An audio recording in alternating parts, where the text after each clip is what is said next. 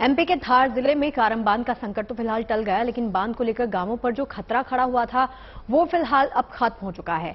इस काम में दिन रात लगे लोगों को सरकार ने स्वतंत्रता दिवस के मौके पर सम्मानित भी किया, लेकिन इस पूरी मुहिम को फ्रंट पर रहकर जिन्होंने लड़ा था वो ड्राइवर, जिन्हें सरकार ने नगद इनाम देकर सम्मानित भी किया है। तस्वीरें देखिए।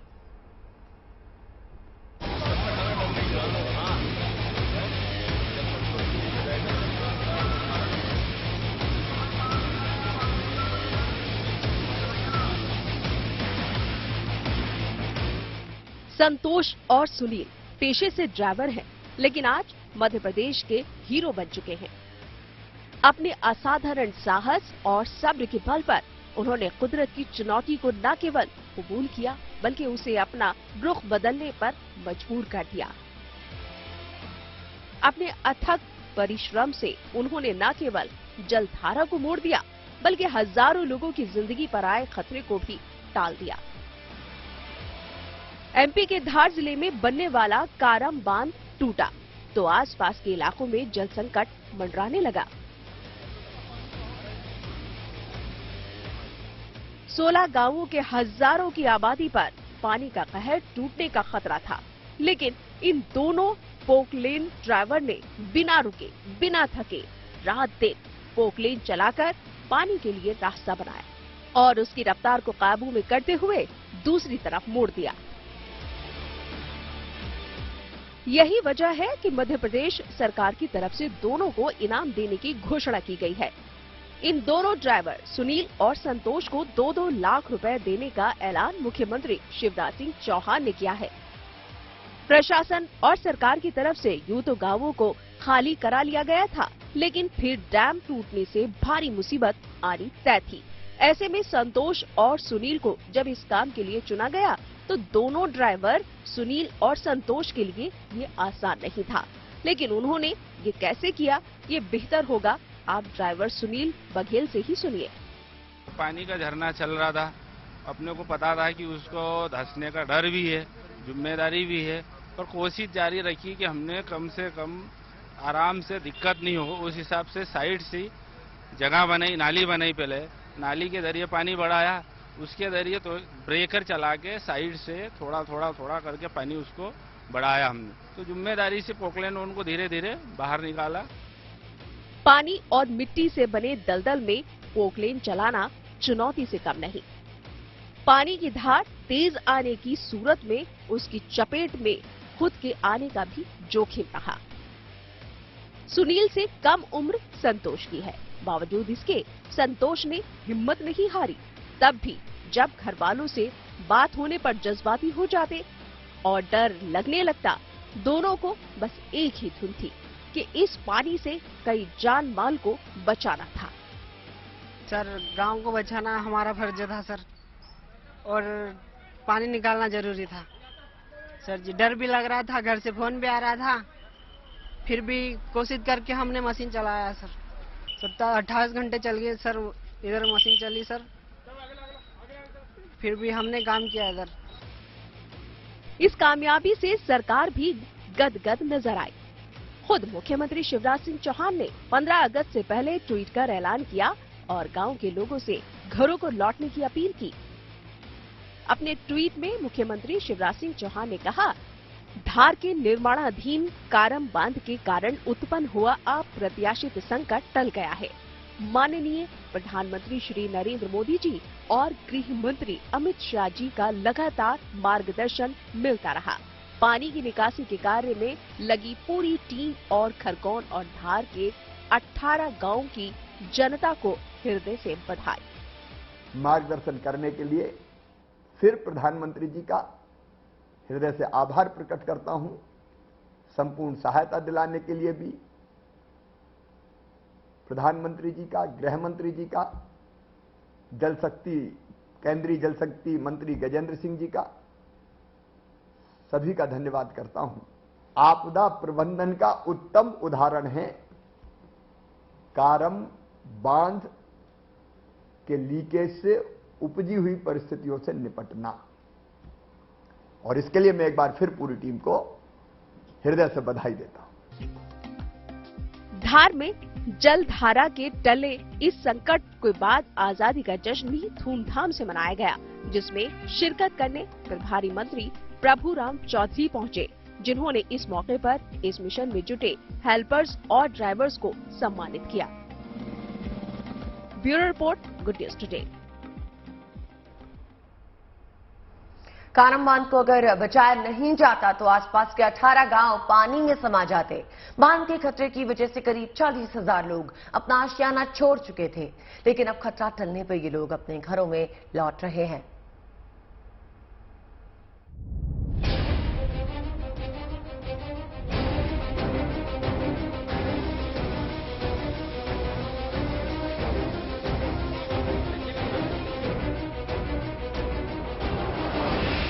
पानी निकलने वाला है, आप लोग तत्काल घरों से बाहर निकलें।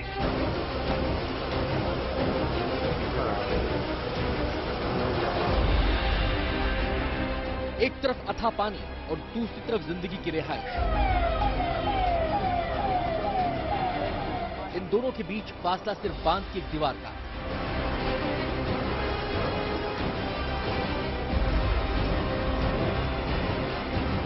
बेतहाशा बरसात इस फासले को हर पल कम करने पर आमादा थी, लेकिन बुलंद हौसले की बदौलत इस मुसीबत को टाल दिया गया। मध्य प्रदेश में कारम नदी पर बन रहा बांध पिछले कुछ दिनों से लगातार सुर्खियों में है। धार जिले में बन रहे इस बांध पर 300 करोड़ से ज्यादा की रकम खर्च हो चुकी है। 4 साल से बांध बनाने का काम जारी है, लेकिन इस बार बारिश ने तेवर दिखाए तो बांध के वजूद पर ही खतरा मंडराने लगा। ये खतरा सिर्फ कारम बांध पर ही नहीं था, इस खतरे की जद में 18 गांव भी थे। अगर कारम बांध की दीवार दरकती तो इन 18 गांव का नामो निशान मिट सकता था। इनमें धार जिले के 12 और खरगोन के 6 गांव शामिल थे। इस खतरे का अंदेशा होते ही सरकार ने सभी 18 गांव को खाली कराने का निर्देश दे दिया। घरों के अंदर कोई नहीं रहे, डैम से पानी निकलने वाला है, आप लोग तत्काल घरों से बाहर निकलें। सभी लोग बाहर आ जाएं। इस गांव में रहने वाले करीब 40,000 लोगों को अपना आशियाना छोड़कर दूसरी जगहों पर पनाह लेनी पड़ी। लोगों को डर भी सता रहा था कि शायद वो दोबारा अपने घर लौट नहीं पाएंगे। एहतियात के तौर पर 18 गांव को खाली तो करा लिया गया, लेकिन कोशिश थी किसी भी कीमत पर बांध को बचाने की। बांध के संकट से निपटने के लिए एनडीआरएफ, एसडीआरएफ और पुलिस प्रशासन ने दिन रात एक कर दिया। दिल्ली, वडोदरा, भोपाल से भी एक्सपर्ट्स की टीमें बुलाई गई। सरकार भी लगातार हालात पर नजर बनाए हुए थी। हालात को बारीकी से समझने के लिए पूरे इलाके का हवाई सर्वेक्षण भी किया गया।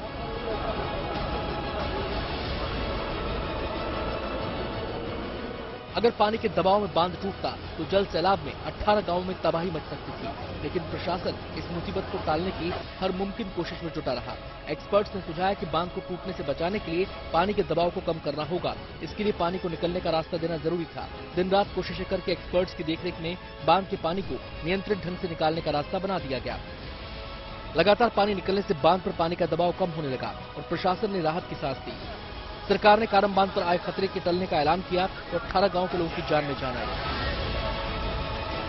सरकार ने ये भी ऐलान किया कि 18 गांव के लोग अपने घरों को लौट सकते हैं। कारम बांध को बचाने की कहानी इंसानी हौसले की मिसाल है।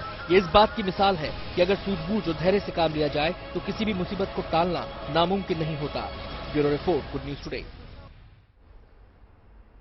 तो जाहिर सी बात है, इंसानी हौसले की इस मिसाल की हर कोई सराहना कर रहा है। अब देखिए, धार से करीब 270 किलोमीटर दूर भोपाल में बारिश से हाल बेहाल है। भोपाल समेत प्रदेश के अधिकतर हिस्सों में तेज बारिश हो रही है।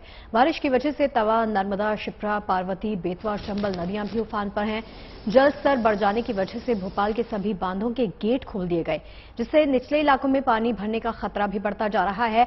मूसलाधार बारिश को देखते हुए भोपाल के कलेक्टर के आदेश पर जिले के सभी स्कूल्स तो फिलहाल आज के लिए बंद किए गए हैं और प्रशासन हालात पर नजर बनाए हुए है। और मौसम विभाग की माने तो भोपाल के साथ साथ जबलपुर और इंदौर में भी भारी से बहुत भारी बारिश होने की संभावना जता दी गई है। रायसेन, विदिशा और सीहोर में भी भारी बारिश का अलर्ट है। इसके अलावा कटनी, छिंदवाड़ा, जबलपुर, बालाघाट, नरसिंहपुर, सिवनी और मंडला में भी भारी बारिश की संभावना जताई गई है।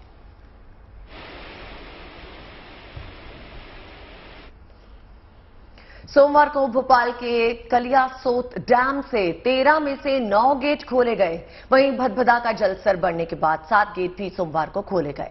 भारी बारिश और जलस्तर में बढ़ोतरी को देखते हुए जानकारी के मुताबिक देर रात तक सभी गेट खोल दिए गए।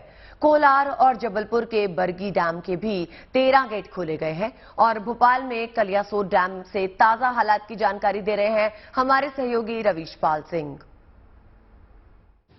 मध्य प्रदेश की राजधानी भोपाल में बीते 24 घंटों के दौरान 132 मिलीमीटर बारिश रिकॉर्ड की गई है।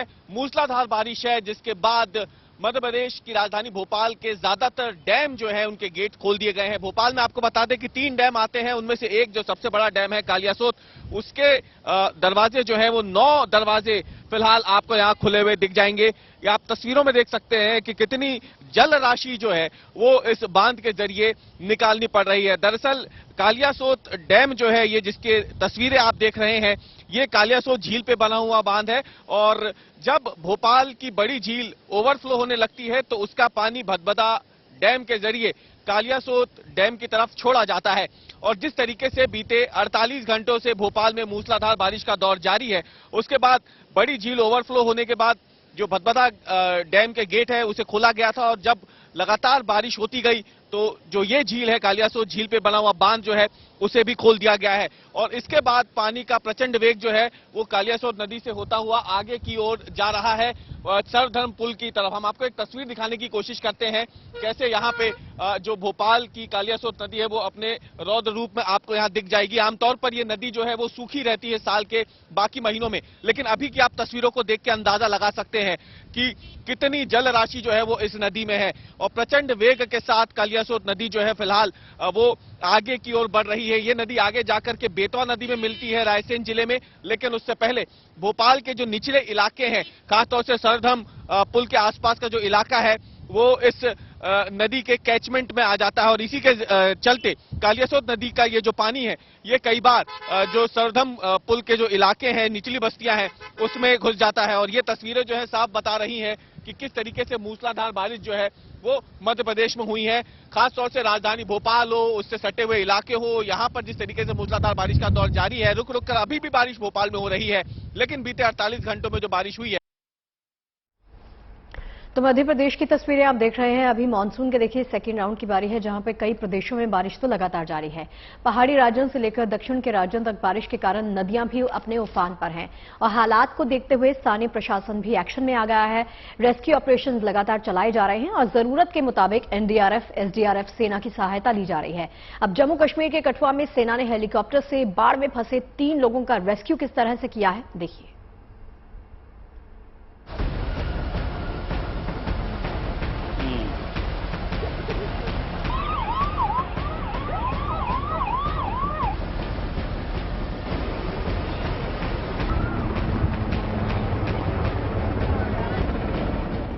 जम्मू कश्मीर के कठुआ जिले की उज नदी में आया सैलाब लोगों की जान पर संकट बना तो कमान भारतीय सेना ने संभाल ली।